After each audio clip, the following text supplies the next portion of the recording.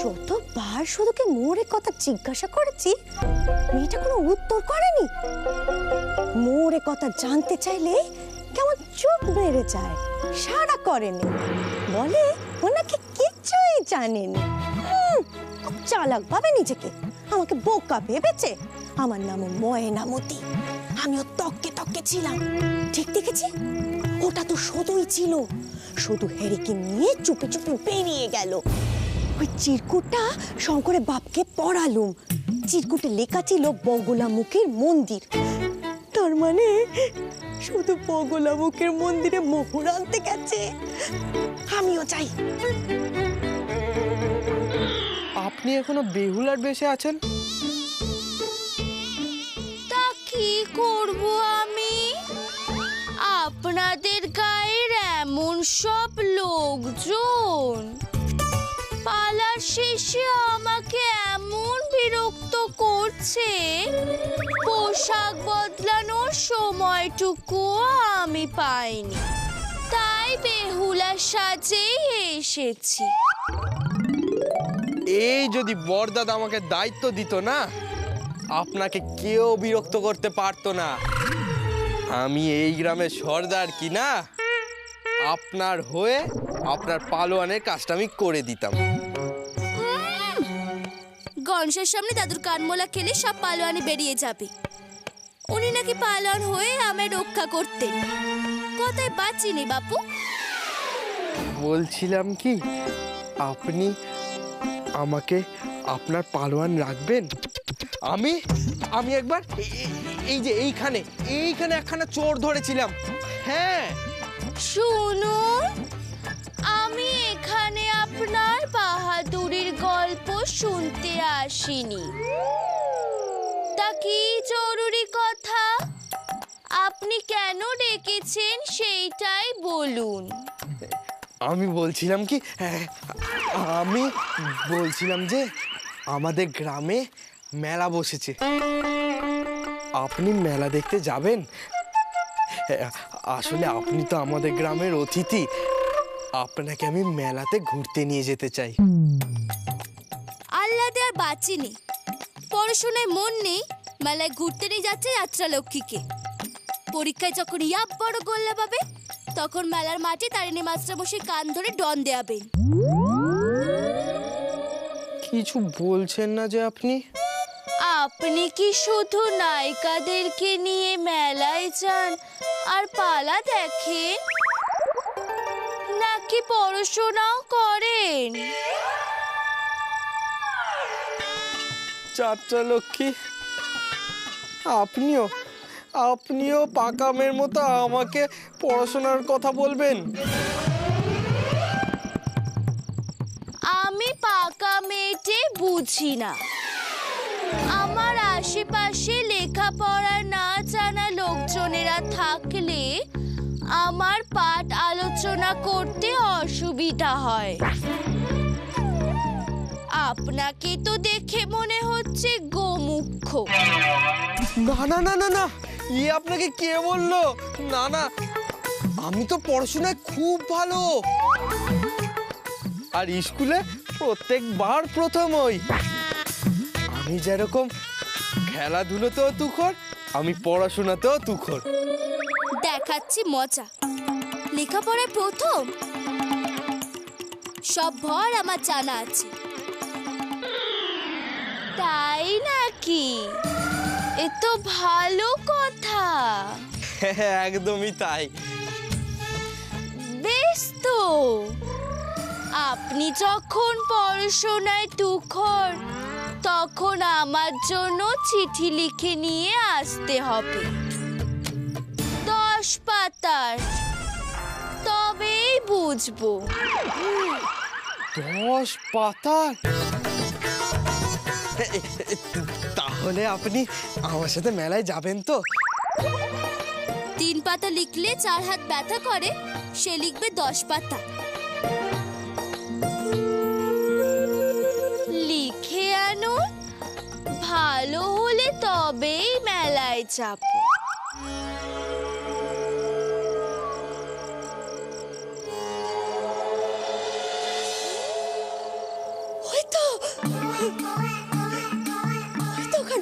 চলছে।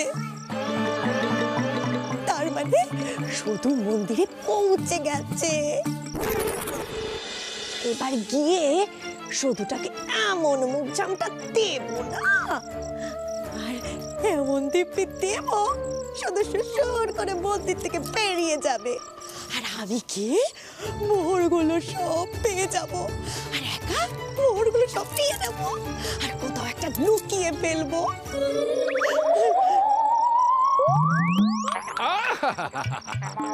দিলে কান জুড়িয়ে কি আহ্লাদ! এসব কথা শুনলে না মুখ দিয়ে তো হয়ে যায়। দেখাচ্ছি দেখাচ্ছি মজা। আমার একদিন লুকিয়ে রাখা মোহর নিয়ে তুমি একা দোক্কা খেলবে? হ্যাঁ, হচ্ছে তোমার হচ্ছে। এই বগলামুখী মন্দিরে আসা আমি তোমার বন্ধ করে দেবো।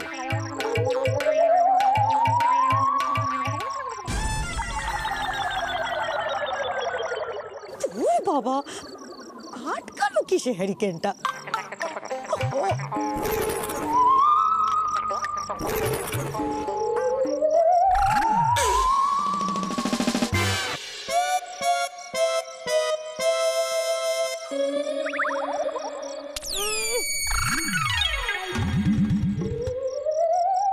কি হলো?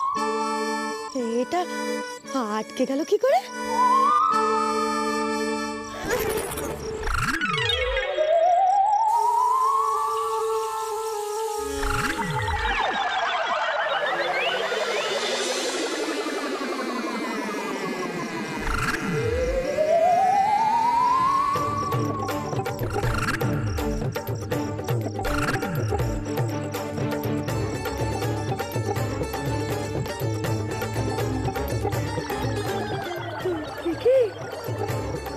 আলো নিচে থেকে কমছে, নিচে থেকে পাচ্ছে। কি হচ্ছে সব?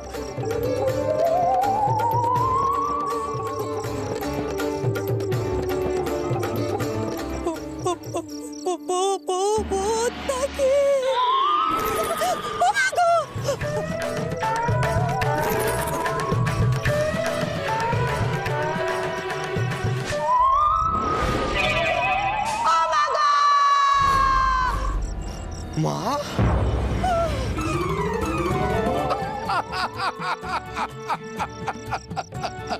ভূত আমার ভূত, পেতনি আমার ঝি।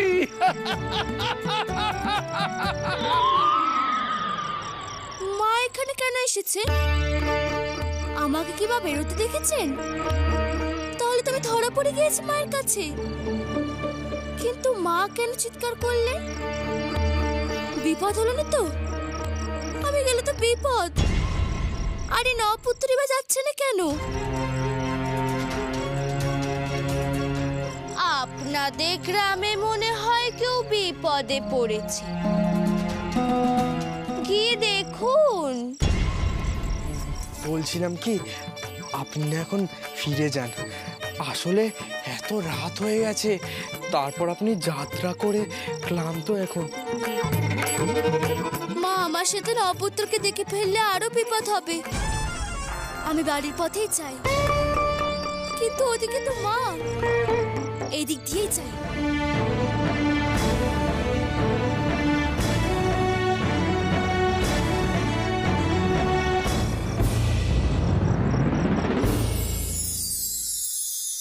আচ্ছা গনসা, শুধু ফিরলে প্রথমে তো আমাদের ঘরে যাবে সাজ বদলাতে, তারপর তো নিজের ঘরে যাবে।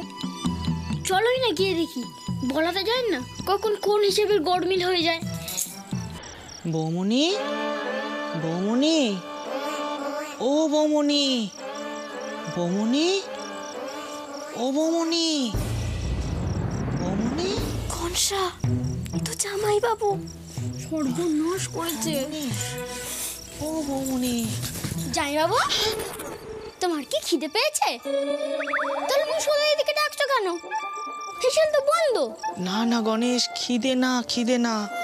আসলে বৌমনি বলেছিল লক্ষ্মীর সাথে আমাকে ভাব করিয়ে দেবে, আজকে রাতে কথা বলাবে। তোমার দিদি তো আমার সাথে কোনো কথাই বলছে না, রাগ করে। দিদিরে বলি খালি, এখন কথা না বলার কি দরকার? গণেশ, তুমি কি কিছু বলছো?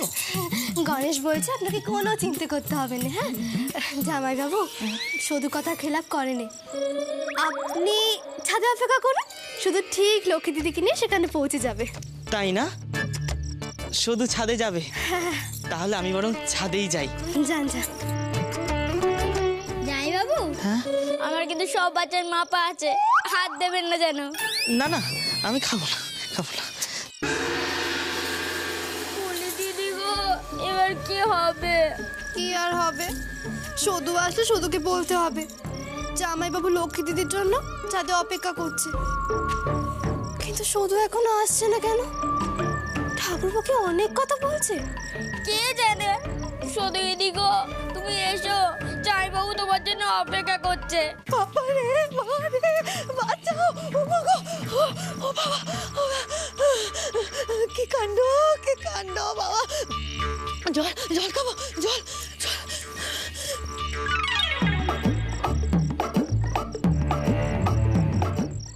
মা এত রাতে মন্দিরে কেন গিয়েছিলেন? তার মানে আমাকে সত্যি সত্যি দেখে ফেলেননি তো?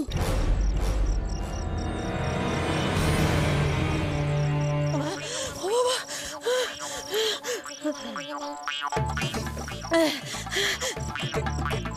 না না, এমন করে মোহর আদায় করা যাবে না। এমন করে মোহর আদায় করতে গেলেই সদূর পোষা ভূতগুলো আমাকে এমন করে বারে বারে তাড়া করবে, আর আমাকেও বারে বারে এরো ভূত ওই বাড়ি ফিরে আসতে হবে। বাবা গো, ভূতটা কি কাণ্ড করলে, কি ভয়টাই না দেখালে। আচ্ছা, মা তবে মোহরের সন্ধানে গিয়েছিলেন, আর ভূতটা তো এমন ভয় দেখিয়েছেন, সেই জন্য মা চিৎকার করে উঠেছিলেন। উফ, আমি ভাবলাম কি না কি বিপদ হলো। সবই আমার পোড়া কপাল। আমারই ভুল হয়েছে, শুধুটার পেছন পেছন অমন করে কি। এবার আমি গুনিন ডাকবো আর একখানে তাবিজ পড়বো, তারপরে মোহর উদ্ধারের কাজে নাম।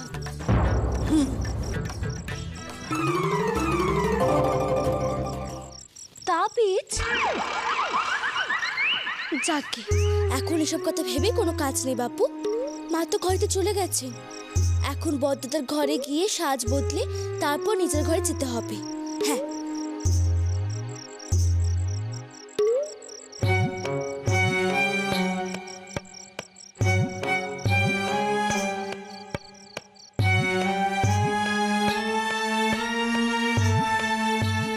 পাকা মেয়ে সদর দরজা বন্ধ করেনি, উফ, শুধু আমাকে বাঁচিয়েছে।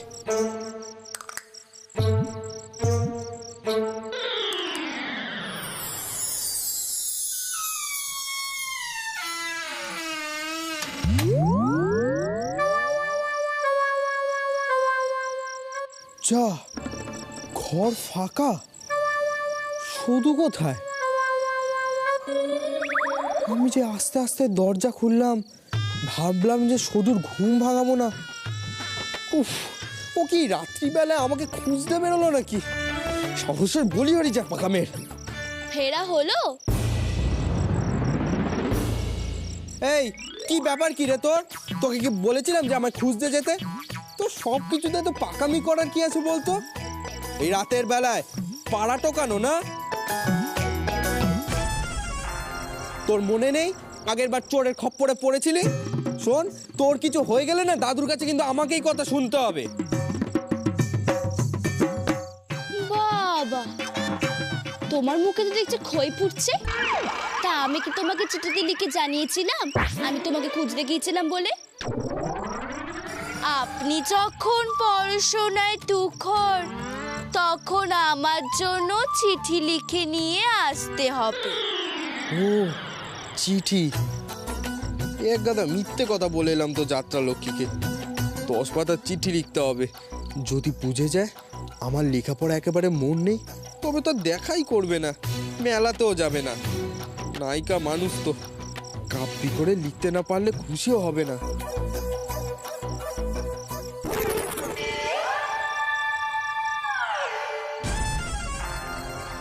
যত সব কায়দা হয়েছে তাই নে, একেবারে বড়দের মতো হাব ভাব। চুপ করে আমাকে ভাব দেখানো হচ্ছে। বদ্দাকে বলতে হবে গ্রামের আশেপাশেও যেন কোনো পালা না হয়, কেন? নইলে ওই যাত্রা লোকে ভূত তোমার মাথা থেকে নামানো যাবে না বাপু। সত্যি যাত্রা লোকে খুব বলিহারি। পালা করতে এসে মানুষের সাথে এত কথা বলার কি আছে? বদ্দাকে বলতে হবে পালা শেষ হয়ে গেছে, যাত্রা লোকে যেন বাড়িতে ফিরে যায়। যাত্রা লোকে এখনো যে কেন এই গাড়িতে ঘাটে গেড়ে আছে কে জানে। তোরা তো কিসের জ্বালা বলতো? হ্যাঁ, ওরে আমার মোড়ল রে, উনি বলবেন আর যাত্রালক্ষ্মী পত্রপাঠ বিদায় নেবেন।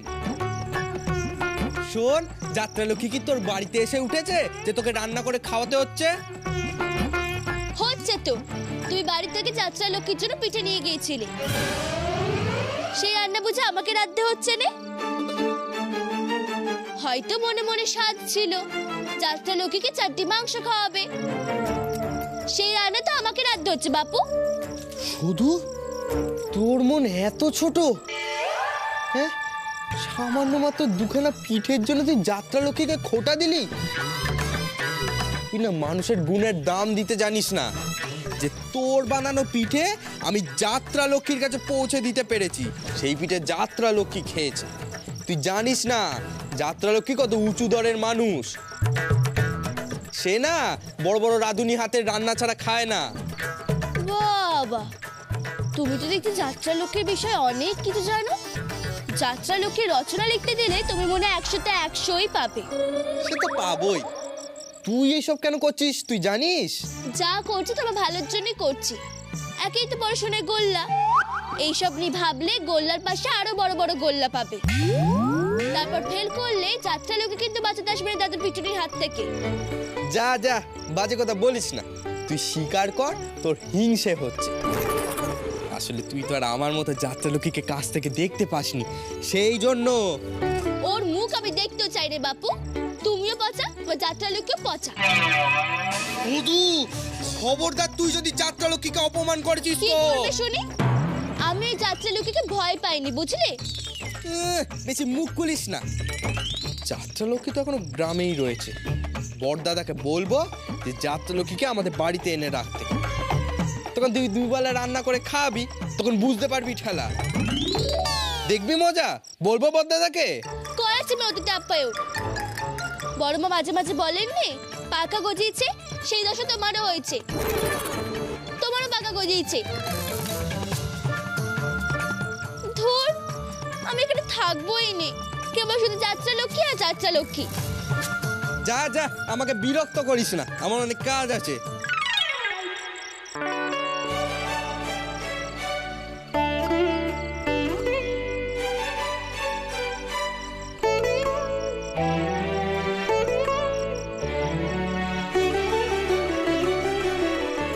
কি লিখবো চিঠিতে?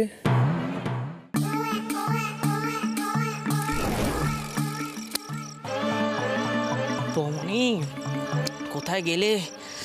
তাড়াতাড়ি এসো।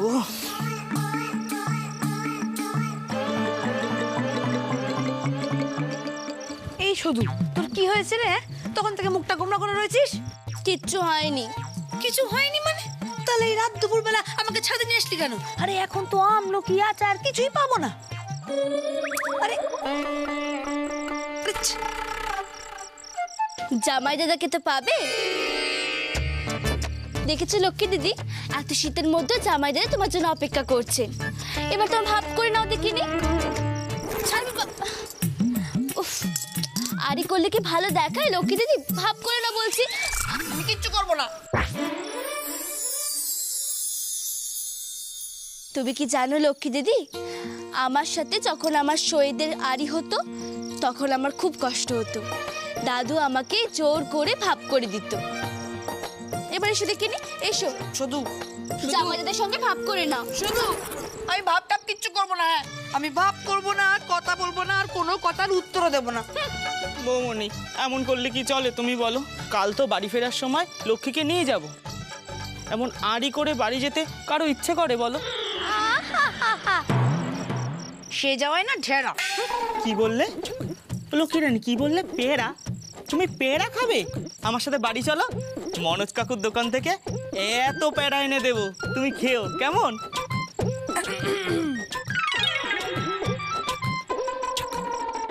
এই শুধু ও যে প্যারার কথা বলছে না, হ্যাঁ, সে প্যারা একটু আমাদের বাড়ি দিয়ে যেতে বলবি তো? আচ্ছা ঠিক আছে, এবার তোমরা কথা বলো। আমি তো কথা বলতেই চাই বৌমনি। শুধু শুধু ওকে বলে দে আর ভালো করে বুঝিয়ে দে, এরপর থেকে যদি ও আমায় না দিয়ে কিছু খেয়েছে না, আমি কিন্তু ওর সাথে কোনোদিনও কথা বলবো না। হ্যাঁ, এই যে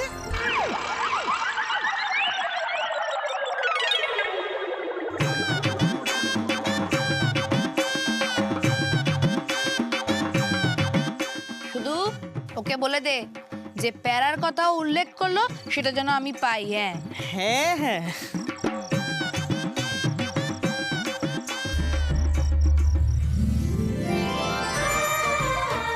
প্যারা হোক বা ঢাড়া হোক সব সইতে পারি, গোমরা মুখের আপন জনের দুঃখ লাগে ভারী।